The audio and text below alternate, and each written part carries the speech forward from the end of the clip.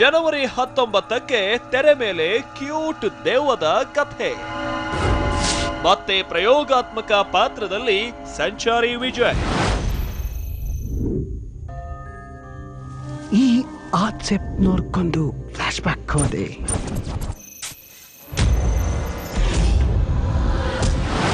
ರಿಕ್ತ Sandalwood ಅಂಗಳದಲ್ಲಿ ತೆರೆಗೆ ಬರೋಕೆ ಸಜ್ಜಾಗಿರೋ ಮತ್ತೊಂದು ಹಾರರ್ ಸಿನಿಮಾ. ಟ್ರೈಲರ್ ಮತ್ತು ಹಾಡುಗಳಿಂದ ಇಂಟ್ರೆಸ್ಟಿಂಗ್ ಅನಿಸಿರೋ ರಿಕ್ತ ಸಂಚಾರಿ ವಿಜಯ್ ವೃತ್ತಿ ಬದುಕಿನ ಸ್ಪೆಷಲ್ ಸಿನಿಮಾ ಆಗಲಿದೆ. ಯಾಕಂದ್ರೆ ಇದು ಹೆಸರಿಗೆ ಹಾರರ್ ಸಿನಿಮಾ ಅನಿಸಿದ್ರೂ ಕ್ಯೂಟ್ ದೆವ್ವದ ಕುರಿತಾದ ಕ್ಯೂಟ್ ಕಥೆ ಹೊಂದಿದೆ. ಮಕ್ಕಳೆಲ್ಲ ಥಿಯೇಟರ್ನಲ್ಲಿ ಹೆದರೋ ಬದಲು ಇಷ್ಟಪಡುವಂತಹ ದೆವ್ವದ ಕಥೆಯಾಗಿದೆ. ಏನೋ ದೇವದಾಸ, ಮನುಷ್ಯನಿಗೆ ಮಾತ್ರ ಕೆಟ್ಟ ಕನ್ಸು ಬೀಳ್ತವೆ ಅಂದ್ರೆ ನಮ್ಮಂತ ದೇವಗಳಿಗೂ ಬೀಳ್ತಾವಲ್ಲೋ. ಅಯ್ಯಪ್ಪ, ಈ ದಿಕ್ಕಲ್ಲಿ ಮಲಗೋದು ಸರಿಯಿಲ್ಲ, ಈ ಕಡೆ ಮಲಗ್ತೀನಿ.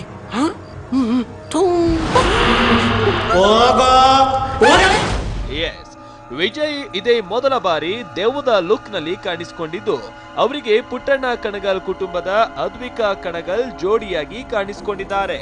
ಅರುಣ್ ಕುಮಾರ್ ನಿರ್ಮಾಣದ, ಅಮೃತ್ ಕುಮಾರ್ ನಿರ್ದೇಶನದ ರಿಕ್ತ ಸ್ಯಾಂಡಲ್ವುಡ್ ಹಾರರ್ ಸಿನಿಮಾಗಳ ಲಿಸ್ಟ್ ನಲ್ಲಿ ಬೇರೆಯದ್ದೇ ರೀತಿಯ ಸ್ಥಾನ ಪಡೆಯಲಿದೆ. ಅಷ್ಟರ ಮಟ್ಟಿಗೆ ರಿಕ್ತ ಮೇಕಿಂಗ್ ಫ್ರೆಶ್ ಅಂಡ್ ಡಿಫರೆಂಟ್ ಅನ್ಸಿದೆ. ಬರೀ ಕಣ್ಣಲ್ಲೇ ಬಲಿ ಆಯ್ತಲ್ಲೇ ಕಾಣದ ಲೀಲೆ,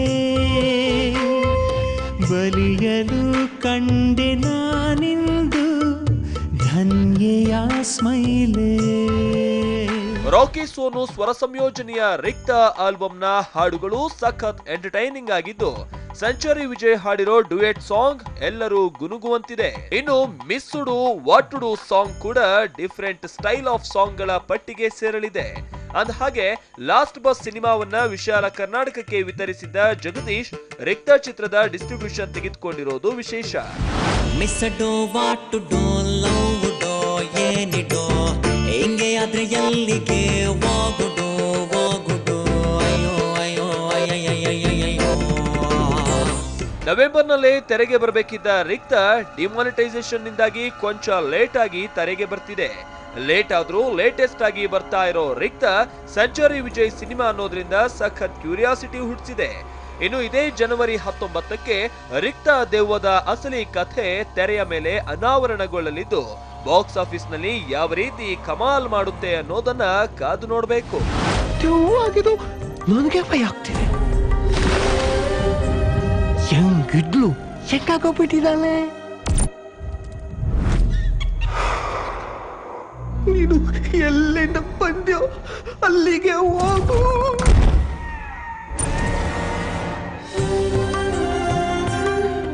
ಯಾವ ಇದು ಟ್ಯಾಕ್ಸ್ ಸುಂದರಿ.